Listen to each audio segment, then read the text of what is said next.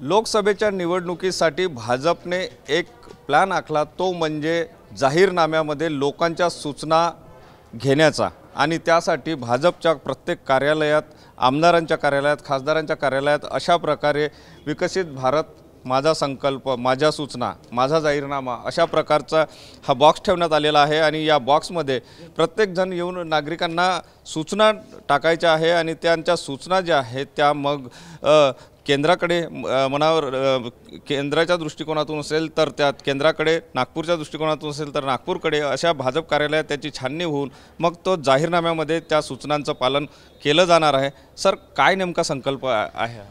भारतीय जनता पार्टीच्या वतीनं सगळ्या निवडणुकांमध्ये अशा प्रकारचं संकल्पपत्र प्रकाशित केलं जातं।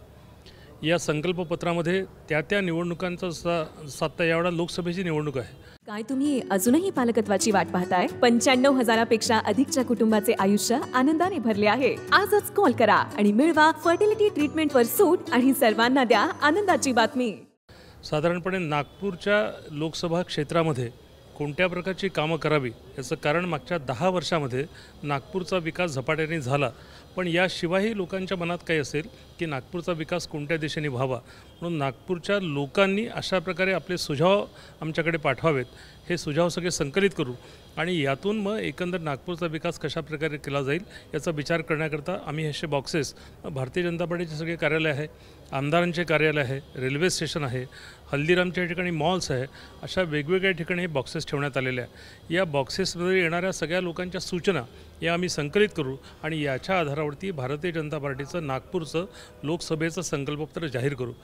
प्रदेशात देखील आम्ही सगळ्या लोकसभा क्षेत्रामध्ये 48 लोकसभा क्षेत्रामध्ये अशा प्रकारचे बॉक्सेस ठेवले आहे आणि लोकांकडून ज्या काही सूचना येतील या सूचनांचा अंतर्भाव या संकल्पपत्रामध्ये केला जाईल आणि यातून हे संकल्पपत्र म्हणतो ही वचनपूर्ती एका अर्थाने आहे, हा वचननामा आहे। या वचननाम्याच्या आधारावरती येणाऱ्या 5 वर्षाच्या कालावधीमध्ये जनतेच्या मनात जे काही प्रश्न आहेत ते प्रश्न सोडवण्याचा आमचा प्रयत्न लोकसभेचे आमचे सगळे खासदार करतील असा विश्वास आहे।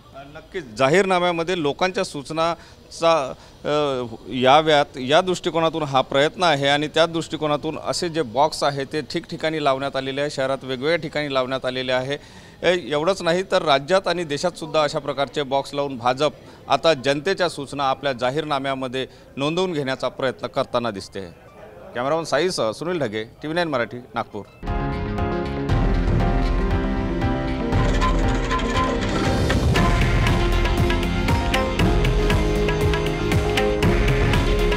हे आहे देशातील नंबर 1 न्यूज नेटवर्क आणि आपण पाहत आहात TV9 मराठी।